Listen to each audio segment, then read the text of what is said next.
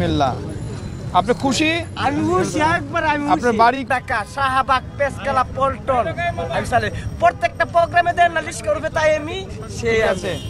আপনাকে একটা রিকশা দিয়ে দেবো আমরা। না না আমি বারবার তো চেয়ারম্যান তারেক রহমান আমার আগে আমি কিছু না ওয়াদা উনি দেবে ওয়াদা উনিই দেবে। না উনি আগে না চুলো কাটবো না এটা আমরা নিলাম। আর জুবাইদুর রহমান যাওয়ার সময় আপনার সাথে সাক্ষাৎ করবে। আচ্ছা আর আপনাকে একটা দিয়েছে, এটা আপনি রাখবেন, এটা নিয়ে বাড়ি ফিরে যাবেন। হ্যাঁ এই দিয়ে দেবো আপনাকে, ঠিক আছে? আচ্ছা কিন্তু আপনি এখানে থাকবেন না কিন্তু। আজকে উনি যখন যাওয়ার সময় আপনার সাথে দেখা করে যাবেন তখন আপনি চলে যাবেন। তো ছোট্ট একটা কথা বলেন। কিন্তু আমার কোনো রিস্কা কিছু দিবেন না। আমার ভারপ্রাপ্ত চেয়ারম্যান তারেক রহমান যেদিন বীরের বেশে আসবে সেই দিন আমার যে আনন্দ এই পৃথিবীতে আর কেউ হবে না। Thank you.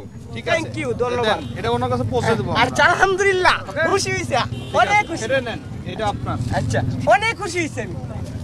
ঠিক আছে ভাই। আল্লাহ বেরোন না রে ভাই। আল্লাহ তুমি সর্বশক্তিমান, তুমি মেহেরবান, দয়ার সাগর, তুমি আল্লাহ ইচ্ছা করে সব পারি। আজকে ফরমান রোগাত প্রমাণ দেখলাম আমার আমার স্বামী আমি সবার ভাই কই আমাদের ভাই যেমন ভাই এটা কি? ও এটা কেন তুমি জানো না? ইলেকট্রা দিচ্ছে এক্সচেঞ্জ অফার। সুপ্রিয় সাংবাদিক ভাই ও বোনেরা,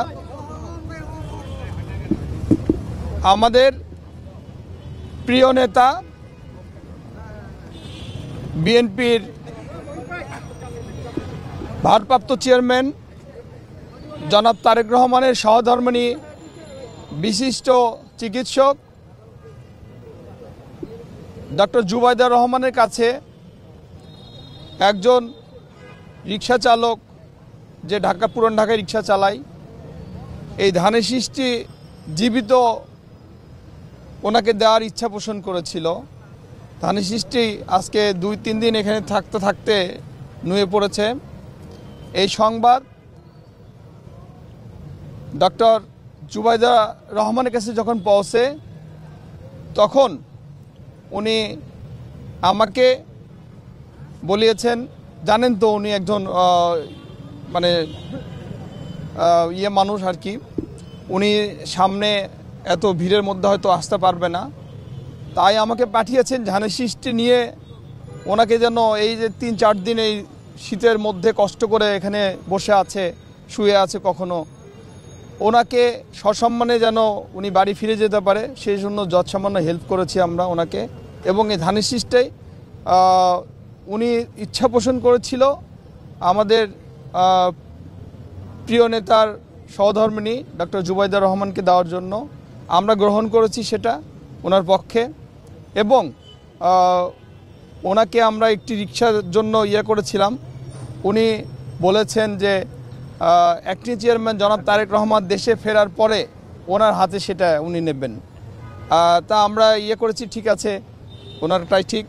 এবং এইটা ওনার হাতে আমরা পৌঁছে দেব। এবং ডক্টর জুবাইদা রহমান বাসায় ফেরার পথে চেষ্টা করবেন ওনার সাথে একটু সাক্ষাতের, এটা বলেছেন। আমার কাছে তেমন আর কিছু বলার নেই,